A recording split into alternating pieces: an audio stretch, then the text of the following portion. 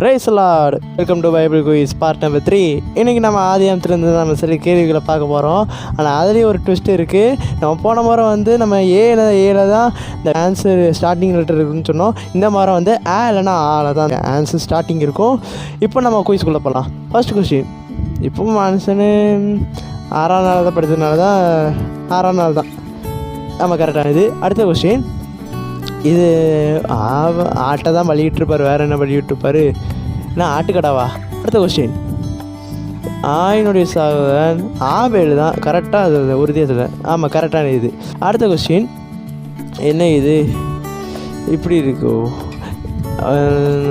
ஆசையை தான் நினைக்கேன். ஆமாம், ஆசை தான். உங்களுக்கான ஒரு கொஸ்டின்.